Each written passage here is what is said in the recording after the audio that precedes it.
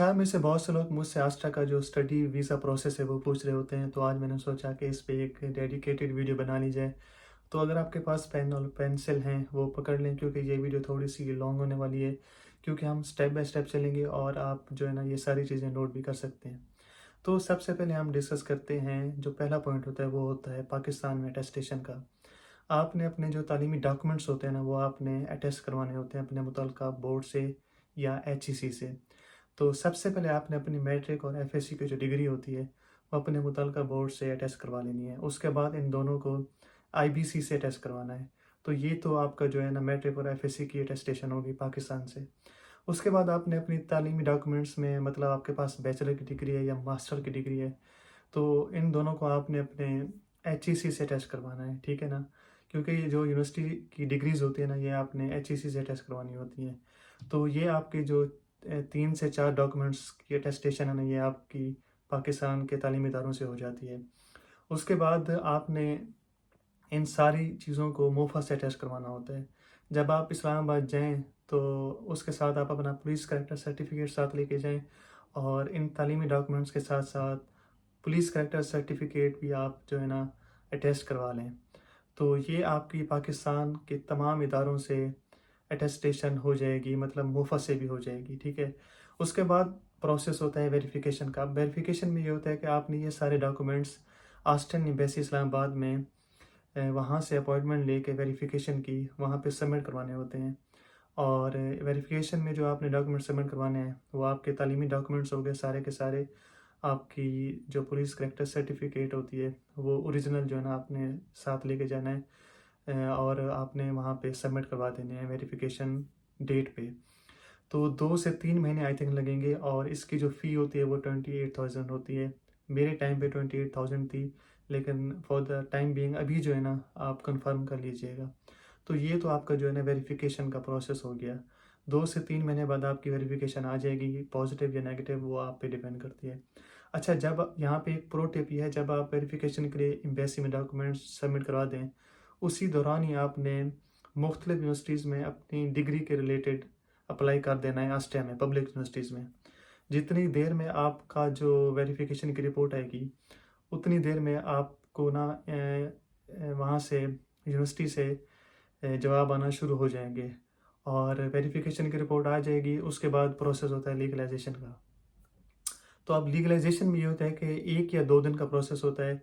आपके जितने भी डॉक्यूमेंट्स हैं ना, मतलब आपका मैट्रिक, एफएससी, अगर आप मास्टर के लिए आ रहे हैं तो आप लीगलाइज़ करवाएँगे अपनी मास्टर की डिग्री और ट्रांसक्रिप्ट, और उसके बाद पुलिस कैरेक्टर सर्टिफिकेट, ठीक है ना? तो ये 80 यूरो पर डॉक्यूमेंट लेंगे, और ये आपकी लीगलाइज़ेशन हो जाएगी। फिर यही लीगलाइज़्ड डॉक्यूमेंट्स आपसे यूनिवर्सिटी माँगेगी बाई डाक या ऑनलाइन, वो आपसे मंगवा लेंगे, ठीक है ना? ये यूनिवर्सिटी पे डिपेंड करता है। फिर यही लीगलाइज़्ड डॉक्यूमेंट्स आप सेंड करेंगे, आपको एडमिशन लेटर मिल जाएगा। तो ये जो है ना आपका यहाँ तक प्रोसेस पूरा हो जाएगा। उसके बाद प्रोसेस होता है रेज़िडेंट परमिट का।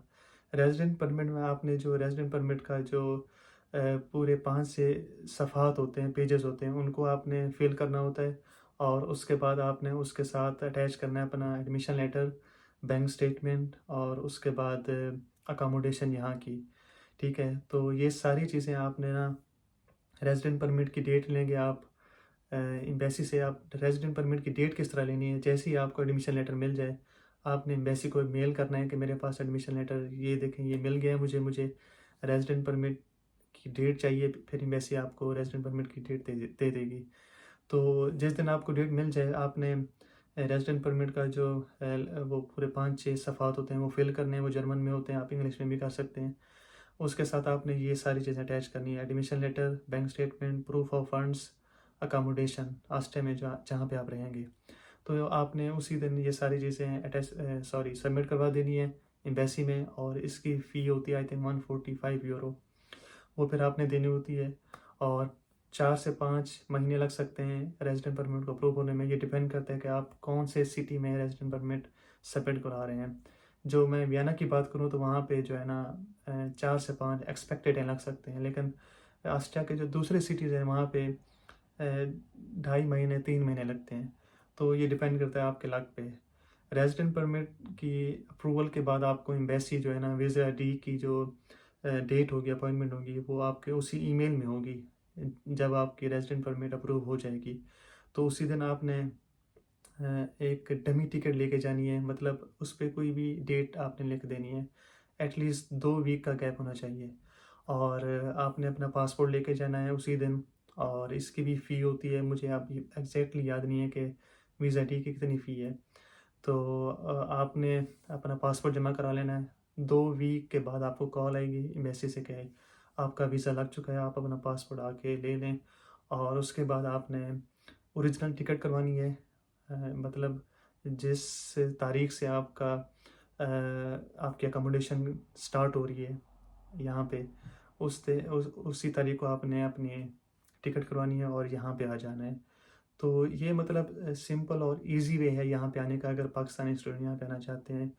और उसके अलावा मैं जो है ना, हर दूसरे या तीसरे दिन जो है ना यूट्यूब पे लाइव आता हूँ। अगर आपके कोई भी क्वेश्चन हो आप मुझसे कर सकते हैं। तो ये एक सिंपल सा प्रोसेस था और आई थॉट कि मैं आपको ये सारा का सारा प्रोसेस बता दूं।